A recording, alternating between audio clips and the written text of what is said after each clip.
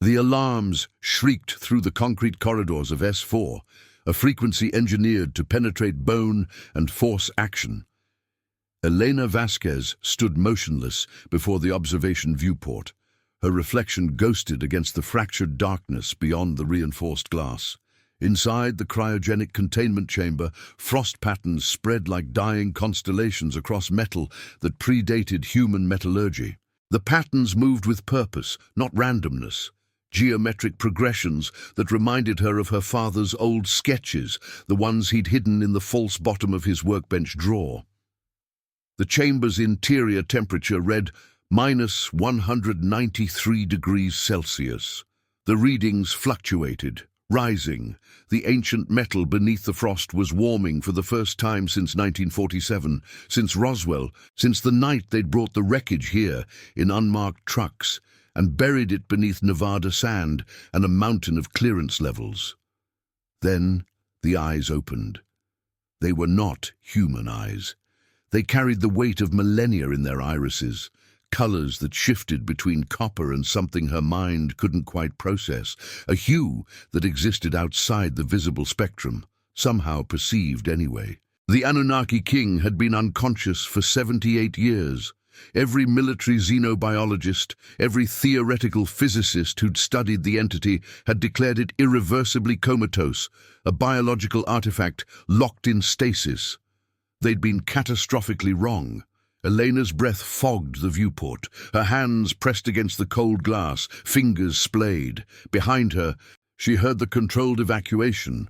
Boot steps synchronized, voices clipped and professional, the distinct metallic slide of weapons being checked and rechecked. The military personnel moved with rehearsed precision, but she caught the edge beneath their discipline, terror dressed in protocol. Colonel Marcus Thorne's voice crackled through the facility's intercom system, distorted by underground acoustics and the dying infrastructure. "Dr. Vasquez, step away from the chamber. We have 2 hours and 43 minutes until core breach. The nuclear failsafe is armed." She didn't move, couldn't. The entity behind the glass tracked her with its impossible eyes. Recognition flickered there, or was that her grief, projecting meaning onto an alien intelligence she couldn't possibly comprehend? The containment chamber was cylindrical, 12 meters in diameter, walls lined with cooling systems her father had helped design back when she was still in elementary school. Back when she'd thought he worked on satellites and weather stations, the cover story he'd maintained until the night he put a gun in his mouth. No note, no explanation, just her mother's scream cutting through a Tuesday evening, and Elena's world fracturing into before and after. The Anunnaki king's voice emerged not from the chamber, but through the facility's audio system itself. The sound bypassed conventional communication. It was pre-linguistic, mathematical patterns that resonated in her chest cavity, behind her sternum, in the spaces between heartbeats. The translation software mounted on her workstation glitched, screens flooding with symbols that predated cuneiform, characters that morphed and shifted into pure mathematical sequences. Her equipment wasn't translating language, it was translating intent. "Daughter of the Keeper." The words materialized on her screen, text rendering in real time as the alien patterns coalesced into meaning. Elena's hands trembled. No one had called her father the Keeper. No classified document, no leaked memo. This entity knew something about him that had died with him, or should have. The signal has called. The facility's emergency lighting pulsed red, synchronized with the countdown timer mounted above the chamber. 2 hours, 42 minutes, 17 seconds. The rhythm matched her accelerating pulse. Around her, the last of the military personnel filed toward the elevator shafts, toward the surface, toward the 100 feet of desert that separated this tomb from open air. She was supposed to evacuate with them.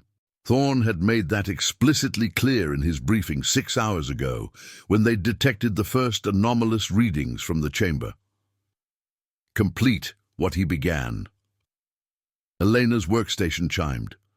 A new file had materialized in her decryption interface, appearing from nowhere, bypassing every firewall and security protocol.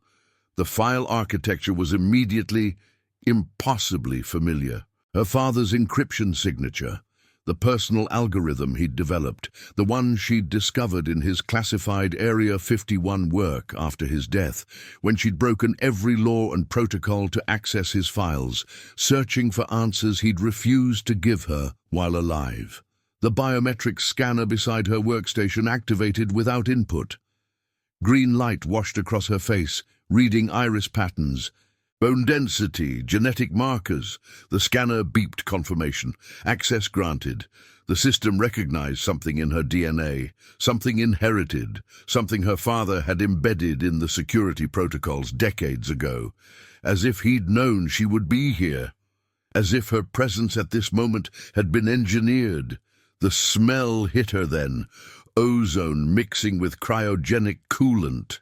That distinct metallic tang of underground facilities where recycled air tasted like machinery and desperation. The coolant leak was spreading. She could hear it, a soft hiss beneath the alarms, pressure escaping through compromised seals. The containment chamber was failing from the inside out. Thorne's voice cut through again, closer now. He'd entered the chamber observation level. "Dr. Vasquez, this is a direct order. Activate emergency lockdown protocol and proceed to evacuation point Delta." She turned. Colonel Marcus Thorne stood 15 feet behind her, flanked by 2 armed soldiers in full tactical gear. He was a man constructed from military precision, posture perfect, jaw set, eyes cold with the calculus of acceptable losses. He'd spent 30 years in black site operations, managing threats the public would never know existed. To him, she was another variable to control. "The entity is communicating," Elena said. Her voice sounded strange to her own ears, steady despite the chaos screaming through her nervous system. "It's using my father's encryption. It knows. I don't care what it knows." Thorne moved closer, hand resting on his sidearm. Not a threat yet. A reminder. "We are 90 seconds from automated lockdown. If you're still in this chamber when that happens, you'll be sealed inside with that thing when the core breaches." The floor vibrated beneath her feet. The containment failure was resonating through S4's infrastructure, a low-frequency tremor that made her teeth ache. The ancient metal in the chamber was conducting something: energy, signal, intent. The Anunnaki king hadn't moved, but its eyes remained fixed on her. They reflected no light. They absorbed it. Elena's fingers found the edge of her workstation. The decryption interface glowed, waiting. Her father's algorithm spiraled across the screen, in patterns she'd memorized years ago, during sleepless nights spent dissecting his work, trying to understand what had been so important that he'd sacrificed everything, including her. "What's in the transmission?" she asked, not looking at Thorne. "What is it trying to send?" Thorne's silence lasted 3 seconds too long. He knew. Of course he knew. "That's classified above your clearance level, Dr. Vasquez. Even being assigned to this facility required waivers I didn't want to sign." "But you signed them anyway." She turned to face him fully now. "You brought me here because I'm the only person alive who can work my father's encryption. You need me to either complete the decryption or destroy it. That's why the nuclear failsafe exists. That's why this entire facility is wired to collapse." His expression didn't change. Confirmation through absence of denial. The countdown timer flickered. 2 hours, 41 minutes, 9 seconds.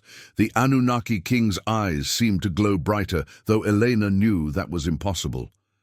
The entity was still locked in the failing containment chamber, still separated from her by reinforced glass and enough security measures to withstand a direct missile strike. But those eyes, they carried knowledge that made her chest constrict. They'd seen her father, they'd known him, worked with him, or, God, the thought made her nauseous. They'd used him, and now they were looking at her as if she were the answer to a question posed before her birth. The translation software flickered again. New symbols cascaded across her screen, mathematical progressions that hurt to perceive directly. The words that formed were simple, devastating. He did not abandon you, he prepared you. Elena's breath caught. The grief she'd carried for 15 years, a weight so familiar it had become part of her skeleton, shifted. Not lightening, transforming. Her father's suicide wasn't surrender. It was. The alarms changed pitch. The automated lockdown sequence had begun. The desert night pressed against the trailer's thin aluminum walls like a living thing.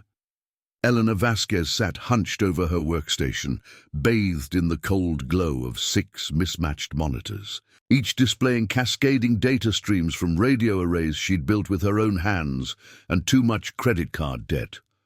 November 15th, 7 days before her world would fracture beyond recognition, 7 days before she'd stand in S4, watching ancient eyes open in the darkness.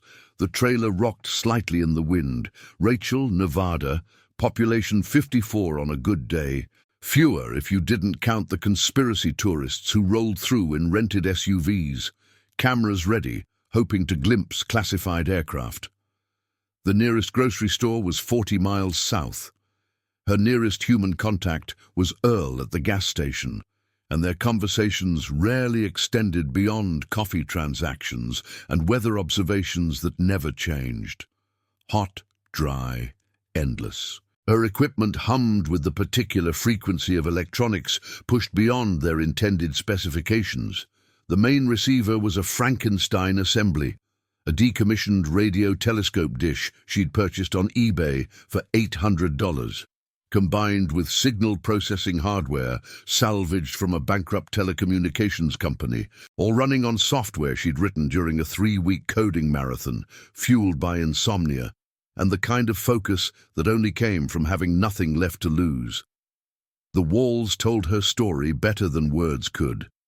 Printouts covered every available surface, radio astronomy data rendered in visual graphs, each spike and valley representing whispers from distant corners of the universe. Star charts overlapped with frequency analysis reports. Scattered among the scientific debris were photographs of her father, Dr. Javier Vasquez, captured in his Area 51 engineering days. Some photos remained pristine, preserving his smile, his confident posture, the way he'd worn his security badge like a badge of honor. Others bore the scars of her rage, faces scratched out with pen, eyes obliterated, as if she could erase him the way he'd erased himself from her life. She was 30 years old. She looked 40. The mirror in her bathroom had confirmed this that morning, showing her the price of chronic insomnia etched into the skin beneath her eyes, the tension carried in her jaw, the way grief aged you from the inside out.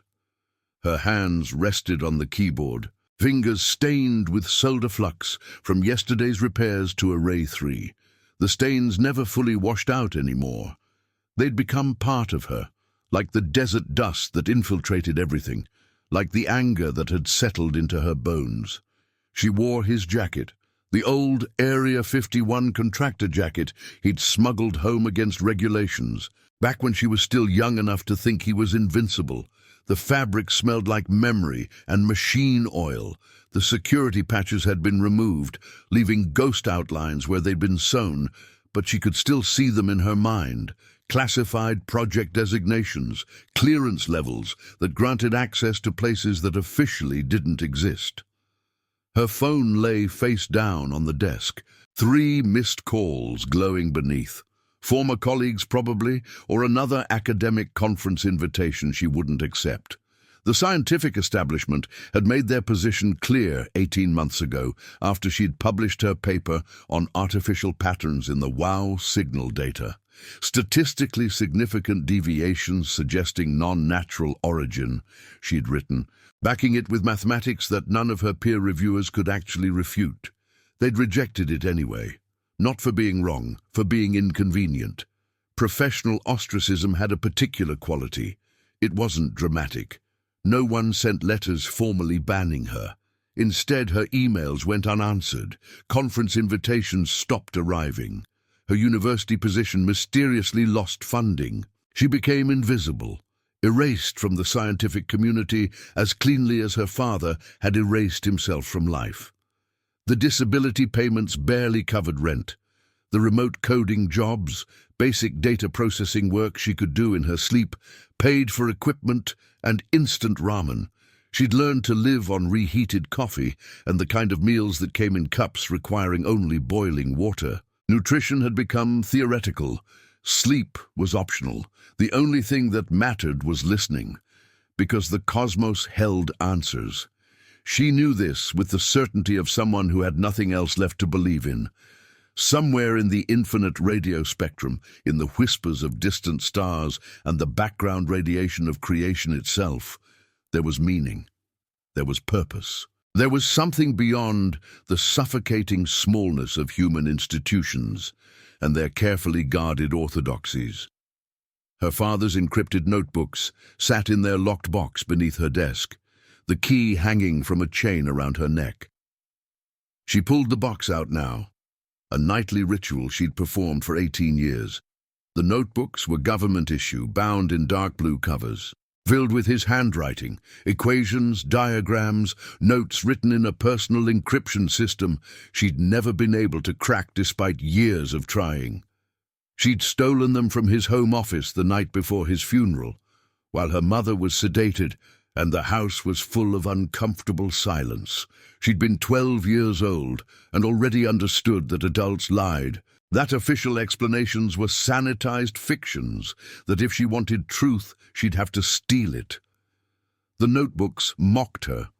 Page after page of symbols that seemed almost familiar, mathematical progressions that tantalized her with the feeling of near comprehension before dissolving into incomprehensibility. Her father had been protecting something, hiding knowledge even in his personal records. The question that had haunted her for 18 years was simple and unanswerable. Protecting it from whom? Through the trailer's small window, she could see the desert stretching toward the horizon, and beyond that, the distant glow of lights that marked Area 51's perimeter. The facility was 12 miles northwest, hidden behind mountains and security fences and layers of classification. Growing up, she'd known it only as where Daddy works. He'd left before dawn, returned after dinner, and never spoke about what happened in between. Then, he'd put a gun in his mouth on a Tuesday evening. Elena had been watching television in the living room. Her mother had been preparing dinner. The sound had been impossibly loud and somehow distant at the same time, a noise that didn't fit into normal reality. Her mother's scream had followed, and Elena's childhood had ended in the space between one heartbeat and the next. No note, no explanation. The official investigation had been perfunctory. Military contractors experienced high stress. Clearance work took psychological toll. Sometimes people broke. They'd sealed his office at Area 51, cleared out his desk, sent his personal effects home in a cardboard box. The funeral had been attended by men in dark suits who'd offered condolences in voices that suggested they were reading from scripts. Elena had spent 18 years trying to understand. Therapy had failed. Her therapist had talked about closure and acceptance, concepts that felt like surrender. Her mother had eventually moved to Arizona, remarried, built a new life that didn't include constant reminders of the man who'd abandoned them. Eleanor had chosen differently. She'd chosen obsession. The desert night was never truly silent. Equipment hummed. The wind whispered against aluminum. Somewhere in the distance, coyotes called to each other in voices that sounded almost human. The isolation was comfortable now, familiar. She'd learned to prefer it. People asked questions she couldn't answer. People wanted her to move on, to let go, to accept mysteries as mysteries. The desert demanded nothing except that she survive it. Her whiteboard was covered in equations, some her father's, copied from photographs she'd taken of his work before it was sealed away, some her own attempts to extend his thinking. She'd been trying to reverse engineer his thought process, to inhabit his mind, to understand what he'd been working on that had been important enough to die protecting. The main monitor chimed. Array 2 had detected an anomaly in the signal pattern it was tracking. She leaned forward, fingers flying across the keyboard, pulling up the detailed analysis. Probably nothing.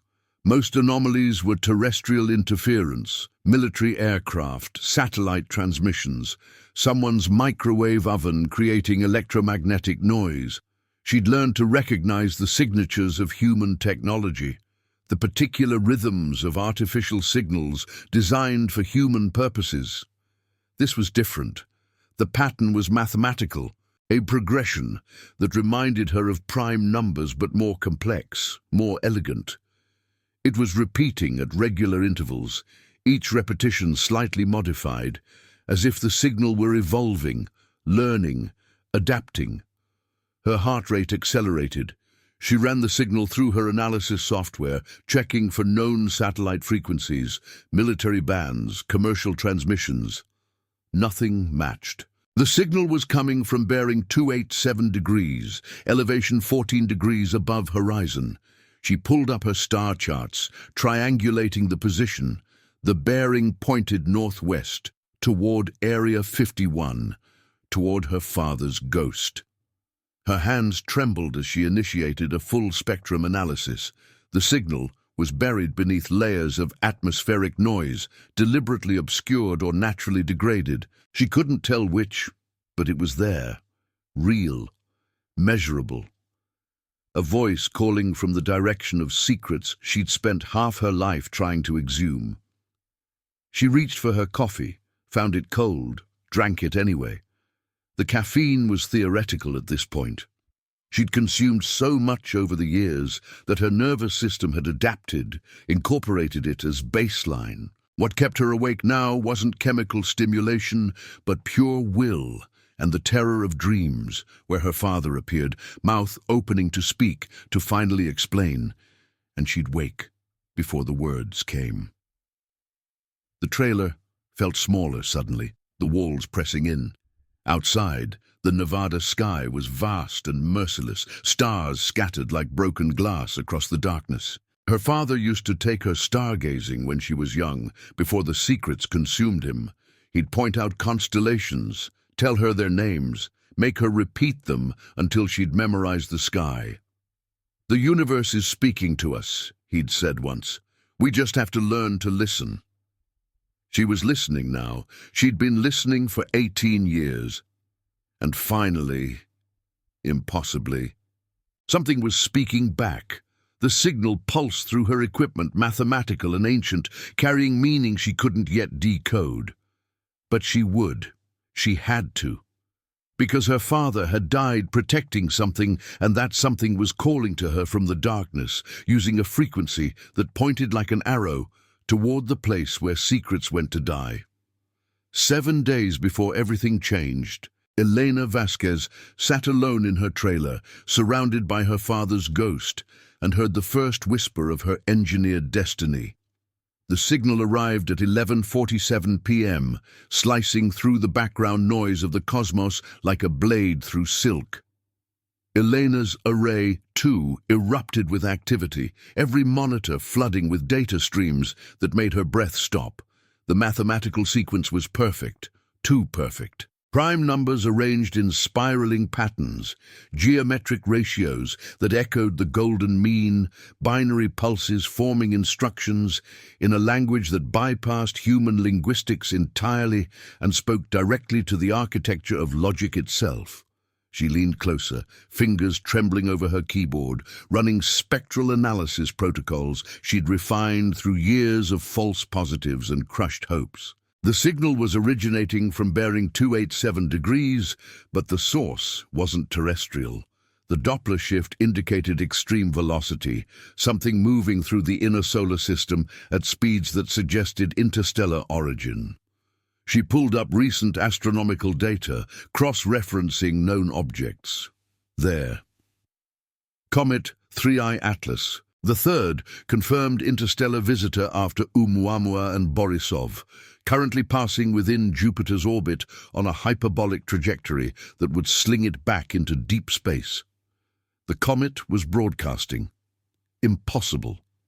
Natural objects didn't transmit structured mathematical sequences. Natural objects didn't speak. Her analysis software dissected the signal into component frequencies, revealing layers of embedded information, packets within packets, each containing geometric instructions that reminded her of the Arecibo message humanity had transmitted in 1974. A greeting card hurled into the void, hoping for response. But this signal was orders of magnitude more sophisticated. It wasn't just transmitting information, it was teaching language, establishing protocol, building a bridge between incompatible minds.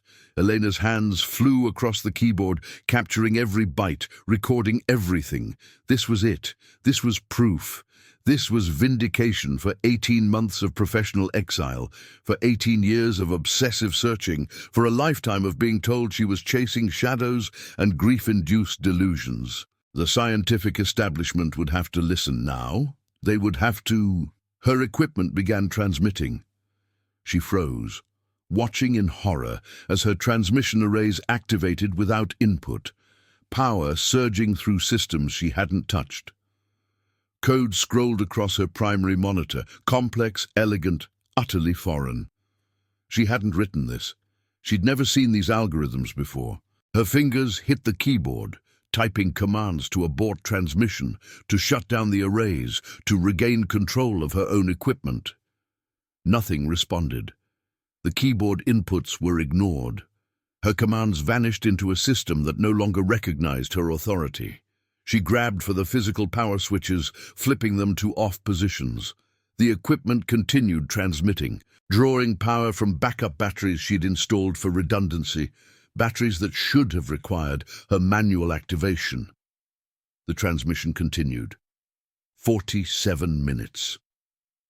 She counted everyone, watching helplessly as her equipment spoke to the interstellar visitor in a voice she didn't recognize, transmitting responses that suggested knowledge far beyond anything she possessed. The code structure was hauntingly familiar in ways she couldn't initially articulate. Something about the mathematical architecture, the way the algorithms nested within each other, the particular elegance of the prime factorization sequences. Then she saw it, the encryption signature, recursive prime factorization with Fibonacci spiral key rotation, her father's technique. His personal mathematical quirk, the one she'd identified in fragments of his classified work, in the margins of his encrypted notebooks. He'd built this code. He'd hidden it in her system, planted it like a time bomb in equipment she'd assembled with her own hands from components purchased across years of isolated work. How long had it been waiting? How many of her parts had been compromised before she'd bought them? Or had he somehow infected her backup systems, her software repositories, ensuring that no matter what equipment she built, his code would be there, dormant, waiting for this exact signal? The transmission ceased at 12:34 a.m. Her equipment fell silent. The arrays powered down to standby mode as if nothing had happened. Elena sat motionless, her mind racing through implications that threatened to shatter her understanding of everything. Her father had manipulated her from beyond the grave. He'd predicted this moment, prepared for it, used her as an unwitting instrument in a plan that had begun before his death. The rage came first, white-hot fury at being used, at having her autonomy violated by the man who'd already abandoned her once. Then came the terror, because if he'd predicted this signal, he'd known about the entity transmitting it. He'd known about interstellar visitors and cosmic intelligences and secrets that made Area 51's classified projects look like children's games. And he'd committed suicide, or had he, before he could explain any of it to her. The exhilaration arrived last, creeping through the anger and fear like light through cracks. He'd left her a message. Not in words, not in notebooks she couldn't decrypt, but in code that had just executed perfectly. He trusted her to be here, to build this equipment, to be listening when the signal arrived. That meant something. It had to mean something. The helicopters appeared at 2:17 a.m. She heard them before she saw them, the distinctive percussion of military rotors cutting through desert silence. Elena ran to the window, watching as spotlights carved through darkness, illuminating her trailer, her arrays, the surrounding desert in harsh white light that banished shadows and revealed everything. 2 helicopters, probably Black Hawks, circling in coordinated patterns that suggested combat experience. Vehicles arrived seconds later, black SUVs with no markings, men in tactical gear moving with lethal efficiency. They surrounded her trailer in textbook formation, covering exits, establishing perimeter, creating a containment zone with her at its center. She'd seen enough movies to recognize a Black Ops team. She'd read enough about her father's work to know what happened to people who stumbled onto classified secrets. She was going to disappear. Tonight, her trailer would be cleaned, her equipment seized, her existence erased from Rachel's minimal records. People who lived alone in the desert and obsessed over conspiracy theories vanished all the time. No one would question it. The knock on her door was almost polite. "Dr. Vasquez, this is Colonel Marcus Thorne. We need to speak with you regarding tonight's transmissions." Her hand was on the doorknob before her conscious mind registered the decision. Running was pointless. Fighting was suicide, and some part of her, the part that had been waiting 18 years for answers, wanted to see what came next. Colonel Marcus Thorne was in his 50s, built like a man who'd spent decades in military discipline. His posture was perfect, his eyes cold and assessing, his voice carrying the particular authority of someone accustomed to being obeyed. He stood flanked by armed personnel who kept their weapons lowered but ready. "You're not under arrest," Thorne said, which was exactly what someone would say before arresting you. "But your equipment transmitted classified authentication codes to an entity we've been monitoring. That makes you a security risk or an asset. We're about to determine which." They seized her equipment with practiced efficiency, but carefully, treating it like evidence, not trash. Thorne himself examined her monitors, her code repositories, her recordings of the night's events. He spent 15 minutes reviewing her father's encryption signature in the transmitted code, his expression revealing nothing. Then he made a decision that changed everything. Bring her. Not to detention, not to some black site for interrogation and disposal, to Area 51, to S4, to the heart of the secrets her father had died protecting. The drive through the desert was surreal. Elena sat in the back of an SUV, flanked by silent personnel, watching the familiar landscape transform in pre-dawn darkness. She'd lived in sight of Area 51 for years, had stared at its distant lights countless nights, had imagined what secrets lay behind its fences. She'd never expected to see inside. Thorne sat in the front passenger seat, and somewhere between Rachel and the facility perimeter, he began to talk. Not interrogation, explanation, as if he'd decided she needed context for what was coming. "Roswell, 1947. You know the story. Weather balloon, crash debris, official denials. The official denials were the only true part." His voice was matter-of-fact, delivering revelations like weather reports. It wasn't a craft, it was a escape pod, cryogenic suspension system, intact with one occupant. We've called it the Anunnaki King, designation based on linguistic analysis of symbols on the pod. It's been in containment beneath S4 since 1947, unconscious, comatose, alive but inactive for 78 years. Elena's mouth was dry. "Until tonight." "Until tonight," Thorne confirmed. "The 3-eye Atlas signal triggered cascade failure in the cryogenic systems. The containment chamber is failing. The entity is waking." And the protocols for managing this scenario were designed by one person.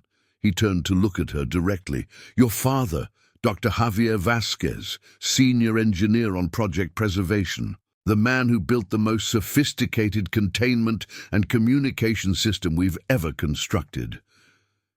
The SUV passed through checkpoints, each one more secure than the last.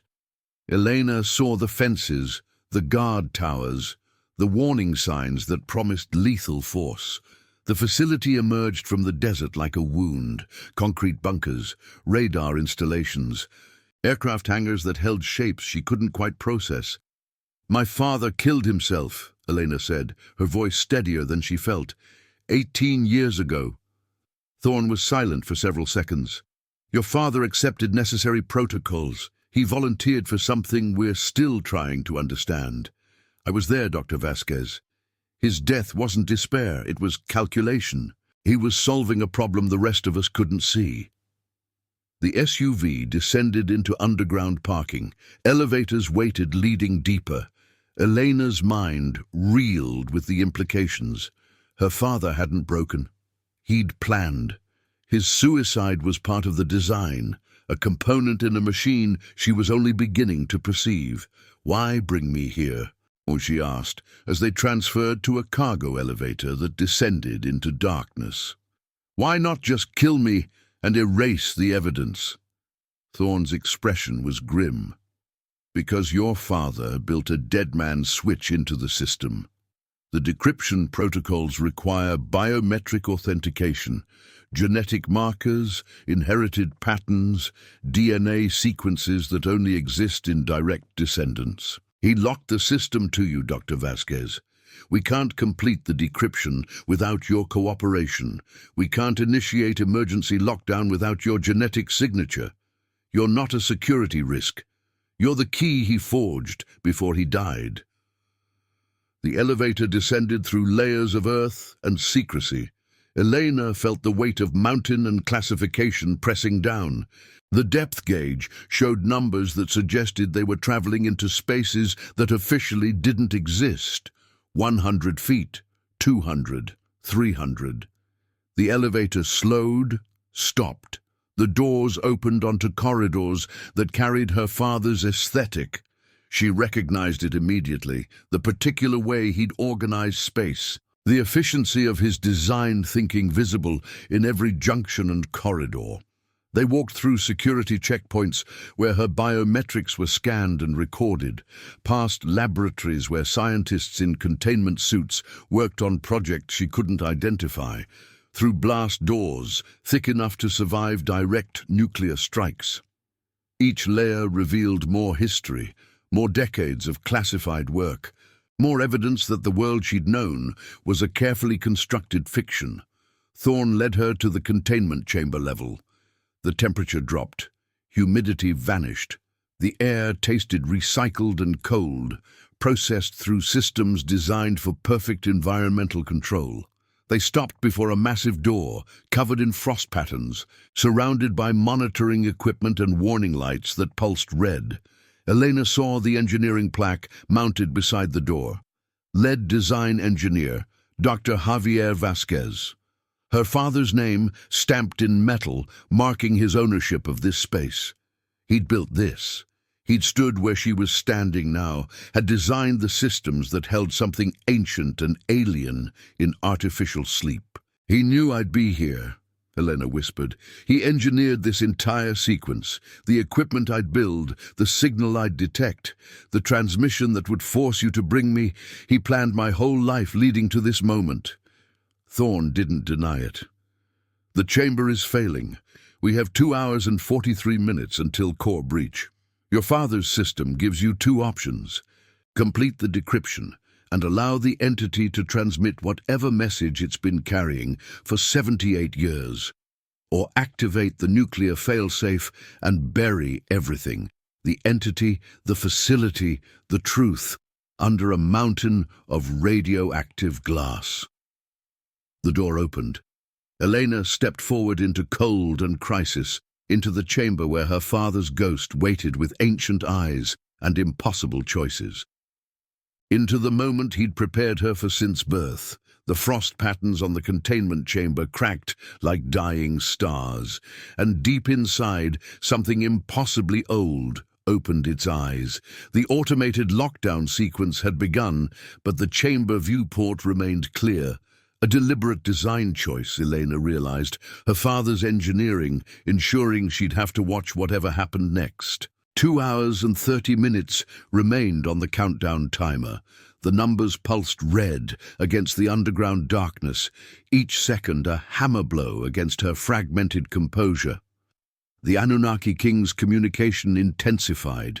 The translation software struggled to render concepts that existed outside human linguistic frameworks, displaying symbols that morphed and shifted, mathematical progressions that bypassed her eyes entirely, and manifested as geometric sensations inside her skull.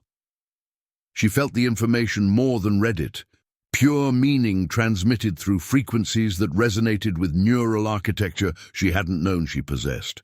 Humanity was engineered, not metaphorically, not theologically, literally constructed through genetic manipulation spanning millennia. The translation interface rendered fragments in language her conscious mind could process. Sumerian civilization emerging impossibly sophisticated from Neolithic foundations, agricultural revolution occurring simultaneously across disconnected continents, cognitive leaps that evolutionary timelines couldn't explain through natural selection alone. The Anunnaki had been gardeners, bioengineers, representatives of a collapsed intergalactic civilization that had exhausted itself through expansion and existed now only in scattered remnants, ancient monitoring stations, genetic archives, entities like the king sleeping in cryogenic tombs, scattered across promising worlds. They'd seeded Earth with modified DNA, embedded latent triggers for cognitive evolution, cultivated consciousness itself, like farmers planting crops they'd never lived to harvest. "We built you as children who would surpass us," the entity transmitted, the words forming on her screen while impossible colors bloomed behind her eyes. "Your capacity for creation, for art, for irrational beauty, these were gifts we could not give ourselves. We were logic incarnate. You were designed to be more." Elena's hands gripped the edge of her workstation until her knuckles went white. The implications cascaded through her mind like dominoes, every religion recontextualized as cargo cult mythology, every creation story a distorted memory of actual genetic engineers, humanity's purpose defined by alien intention rather than cosmic accident or divine plan. Behind her, Thorne's voice cut through the revelation with military precision. "Dr. Vasquez, this is exactly why containment protocols exist. This information would destabilize human civilization. Every religious framework collapses. Every philosophical foundation cracks. Billions of people lose their understanding of existence overnight." She turned to face him. "Or they gain understanding, real understanding, truth instead of mythology." "Truth isn't always survival," Thorne said. His hand rested on a tablet displaying emergency protocols, his thumb hovering over activation sequences. "Your father understood that. He built this system knowing someone would have to choose between revelation and stability. He chose you because he trusted your judgment, not because he demanded a specific outcome." The Anunnaki king's eyes tracked their exchange with ancient intelligence. The entity had been conscious for 78 years of human time, but how long had it existed before entering cryogenic sleep? How many civilizations had it witnessed rising and falling? What did human drama look like to something that measured time in geological epochs? "There's more," the entity transmitted. "The genetic triggers embedded in human DNA remain dormant, inactive. You possess latent capabilities, enhanced cognitive processing, extended consciousness integration, capacity for direct quantum observation that require activation." The 1947 crash was not accident, it was scheduled awakening. Monitoring system designed to reactivate when humanity reached technological threshold. Eleanor's mind raced through the timeline. 1947, the beginning of the nuclear age, the dawn of computing, humanity standing at the precipice between extinction and cosmic expansion. The king had been meant to wake then, to guide or warn or reveal. Instead, the crash had damaged the pod, triggered premature deployment, sent the entity into comatose stasis while humanity stumbled forward alone. 3I Atlas, she said, her voice barely above a whisper. The comet isn't natural. Correct. The translation interface pulsed with confirmation. Wake-up signal, programmed to pass through your solar system on 78-year cycle.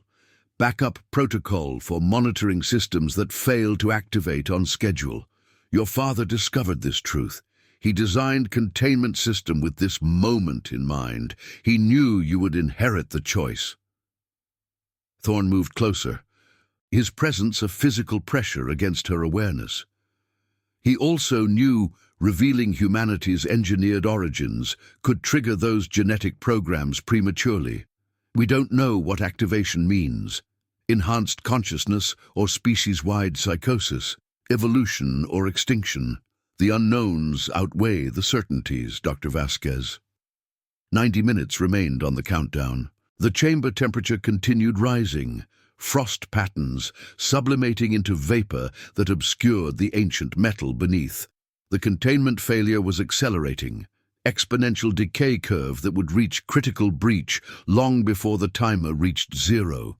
The Anunnaki king transmitted new information directly to Elena's workstation.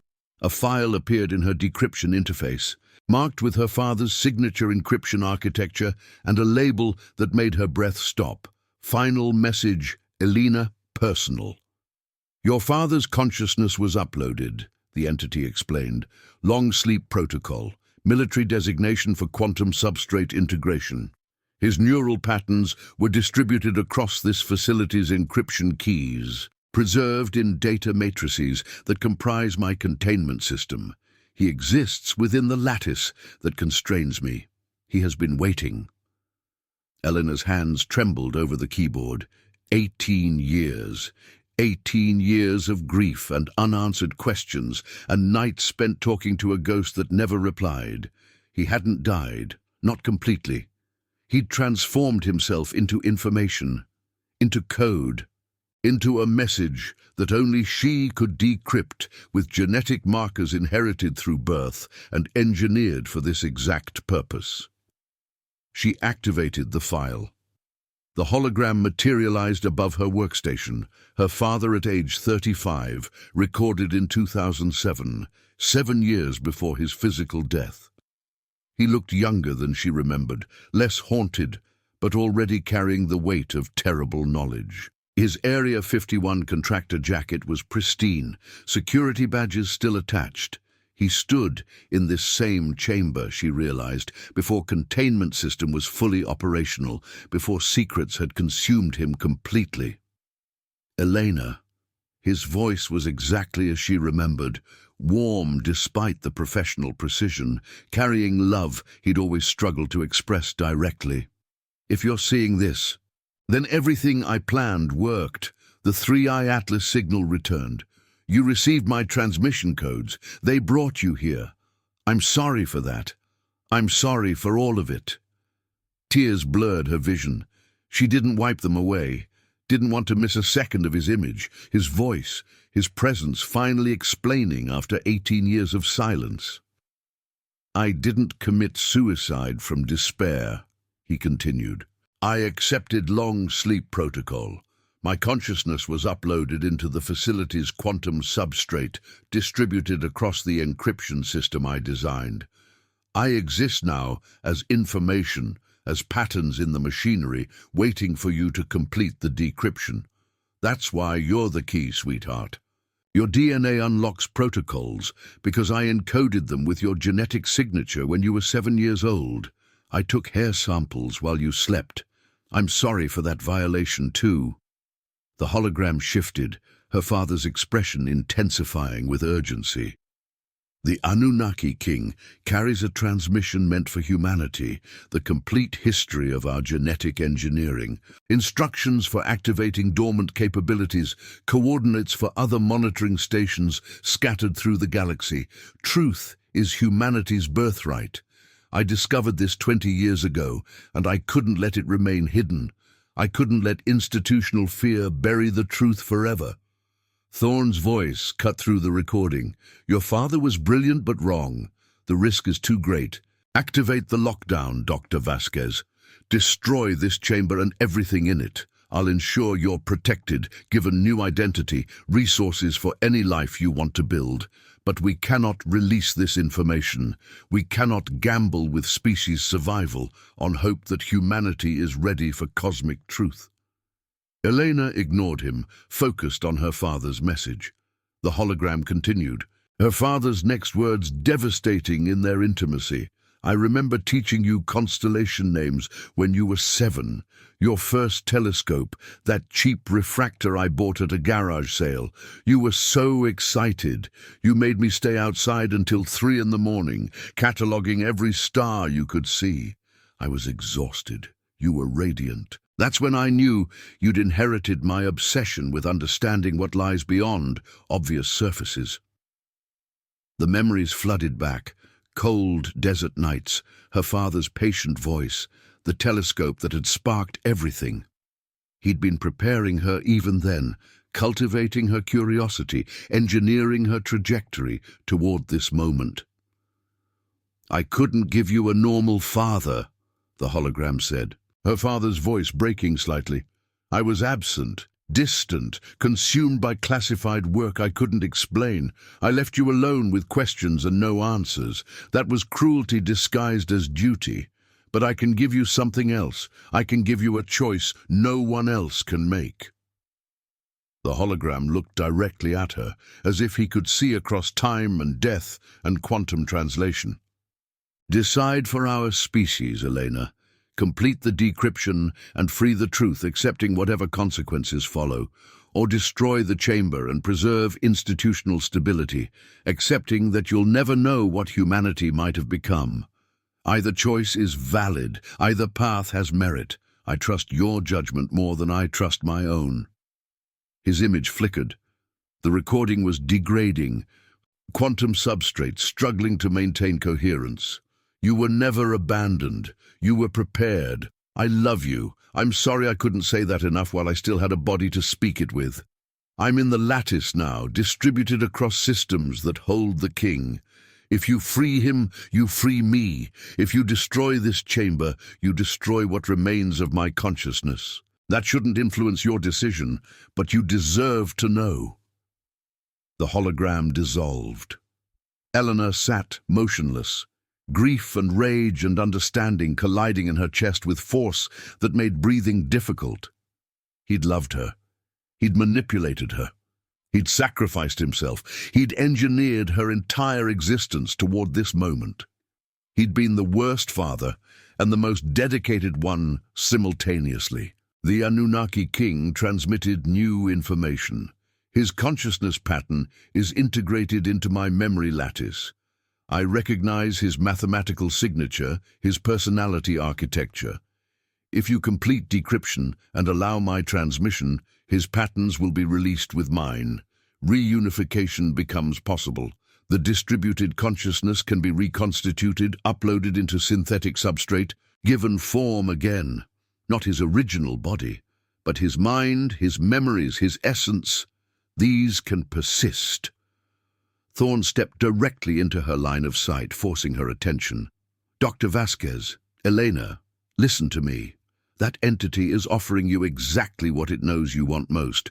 Your father returned, questions answered, grief resolved. That's manipulation. Sophisticated, targeted, designed to exploit your vulnerability.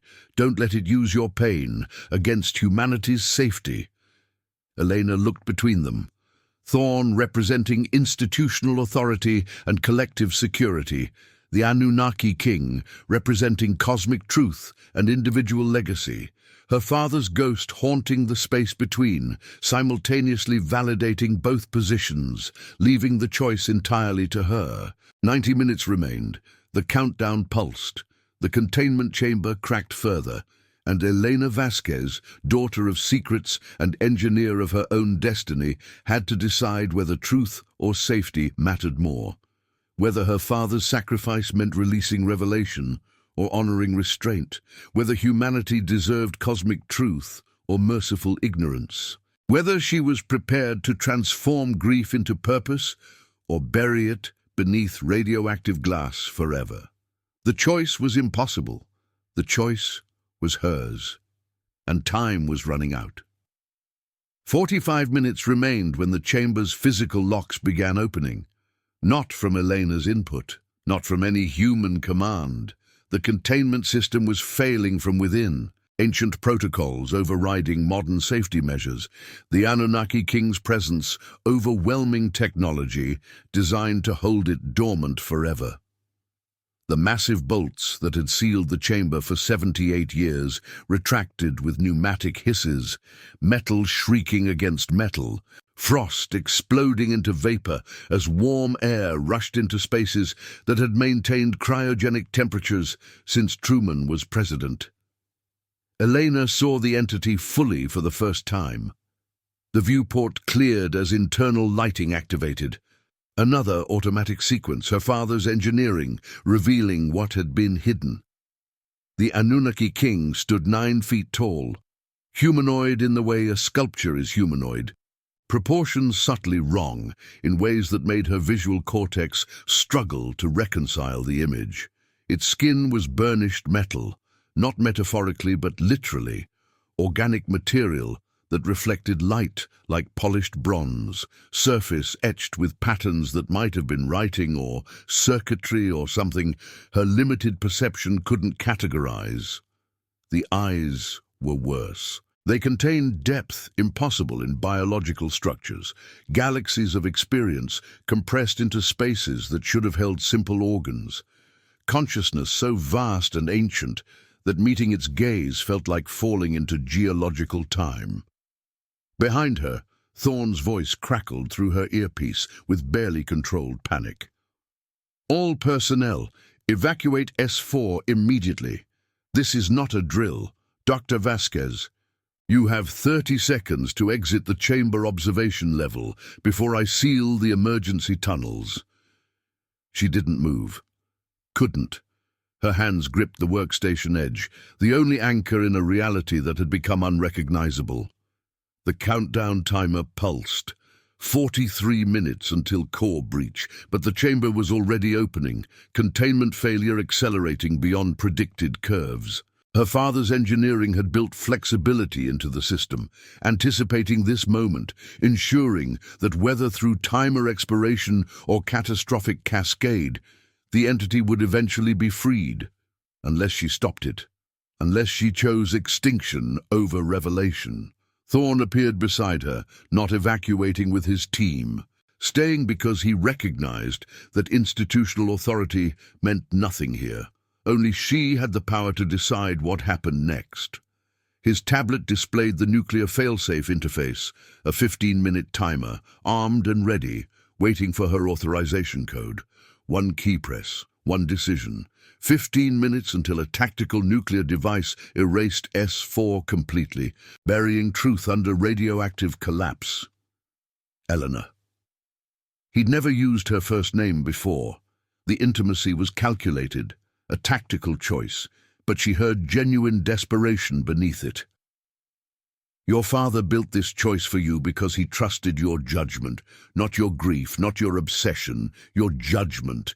Look at that thing and tell me you're certain humanity is ready for what it represents. She looked. The Anunnaki king moved with fluid grace, approaching the viewport from inside the chamber, studying her with the same intensity she directed at it. Its presence was overwhelming, not hostile, but profoundly alien. Consciousness operating on scales and frequencies human neurology wasn't designed to process. Telepathic pressure built in her skull, not painful, but insistent, concepts forming at the edge of her perception. The translation interface erupted with final communication. Your father lives within me, not as ghost, not as recording, as integrated pattern consciousness preserved across quantum states. I carry his awareness as part of my distributed mind. Free me and speak with him again, not through recording, but through direct synthesis. Or choose fear and lose him forever, along with your species' origin truth. It was manipulation. Elena recognized it with the clarity of someone who'd spent 18 years being manipulated by grief and unanswered questions. The entity was offering exactly what she wanted most, exploiting her vulnerability with precision that suggested deep understanding of human psychology. Her father had warned her about this in his message. Whatever choice she made couldn't be driven by her need for closure. But was it manipulation if the offer was genuine? If her father's consciousness truly existed within the entity's lattice, if speaking with him required only her choice to complete decryption and open the chamber fully? The facility trembled. Structural integrity failing as containment collapse spread through S4's infrastructure. Somewhere above them, thousands of tons of Nevada mountain pressed down on compromised supports, waiting to cave in. Thorne's team was already gone. She'd heard their evacuation through the earpiece, boot steps receding through emergency tunnels, voices counting personnel, ensuring everyone escaped before making the hardest decision of her life. Everyone except Thorne.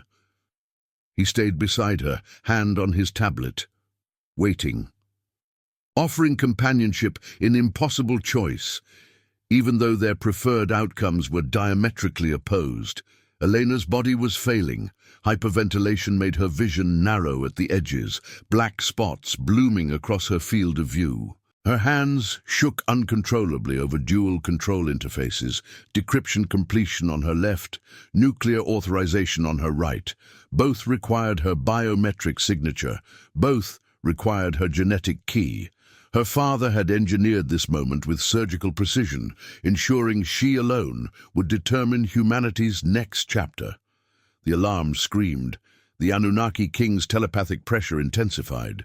Her father's face haunted her peripheral vision, not the hologram, but memory, constellation lessons, and telescope nights, and the smell of machine oil on his jacket. Thorne's final radio plea cut through. Dr. Vasquez, we have 12 minutes before automatic tunnel seal. Whatever you decide, decide now. Elena's hands moved. She completed the decryption. Her biometric scanner read her genetic markers, accepting the key her father had encoded into her DNA before she was old enough to understand. The interface dissolved barriers she'd spent 90 minutes navigating, revealing final protocols that controlled chamber release.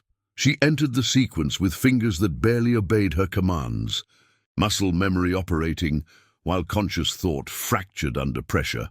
The chamber opened fully at 12 minutes remaining on the countdown. The Anunnaki king emerged, not with violence, but with profound alienness that made the air itself feel different, charged with presence that human senses struggled to categorize.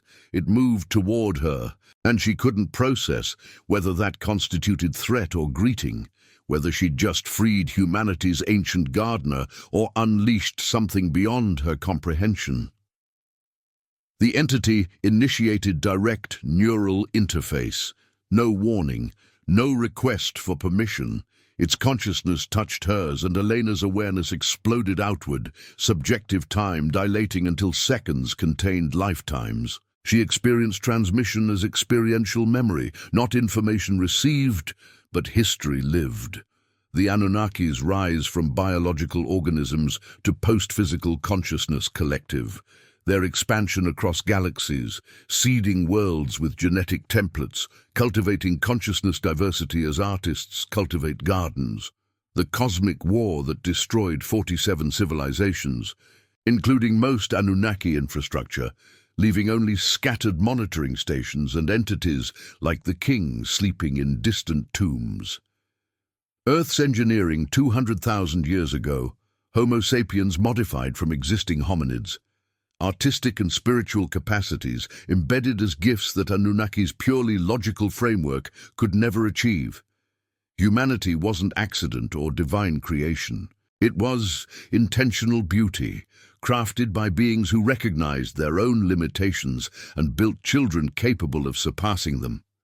Within the entity's distributed consciousness, Elena glimpsed her father, not separate, not trapped, integrated into the lattice that comprised the king's awareness, his mathematical signature recognizable, even dissolved across quantum substrates. Brief communion, his pride radiating through patterns that transcended words, his love transmitted as raw emotional data, his goodbye gentle because he'd known this moment would come.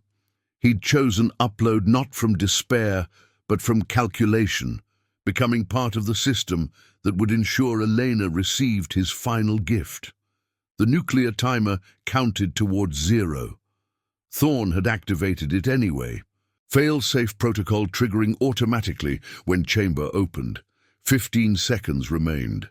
Somewhere in her father's holographic message, hidden in the mathematical poetry only she would recognize, he'd embedded final override code. She saw it now, revealed only after full decryption.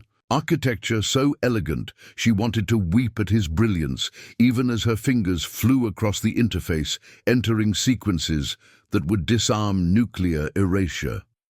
3 seconds remaining. The device accepted override code. Disarmed. Truth survived. The Anunnaki king moved toward the surface, breaching through S4 levels with casual power, metal and concrete parting before consciousness that existed partially outside normal physical constraints. Thorn attempted intervention, pulled his sidearm, voice commanding the entity to halt, regulations and containment protocols invoked with military authority that meant nothing to something that had witnessed civilizations rise and fall before humans learned to make fire. Elena found herself standing between them, not physically blocking, transcendent. She carried humanity's origin knowledge now, transmitted through neural interface. Her consciousness expanded to accommodate truths her species had sought for millennia. Fear had become irrelevant. She was witness to cosmic history, guardian of knowledge that transformed everything. The entity transmitted final gift, not forced, offered. Activation key for dormant genetic sequences embedded in human DNA, humanity's next step, capabilities latent since original engineering. Enhanced cognitive processing, extended consciousness integration, capacity for direct quantum observation. Evolution not through natural selection, but through intentional design, waiting to be triggered. But the choice of activation remained with humans, collective decision, not individual manipulation. The Anunnaki king would provide the key and depart, leaving humanity to determine its own trajectory. The Nevada sky above Area 51 erupted with auroral patterns as the entity ascended, breaching surface through ventilation shafts and cargo elevator systems, emerging into desert night that transformed into prismatic light. Elena watched through facility cameras as the king rose toward the stars, toward Three-Eye Atlas's trajectory, signal patterns synchronizing with the distant comet. The wake-up protocol completing, the monitoring station returning to whatever civilization remained of the Anunnaki's scattered remnants. Thorn stood beside her in silence, weapon lowered, watching impossible sight transmitted through satellite feeds. His expression carried defeat and wonder in equal measure.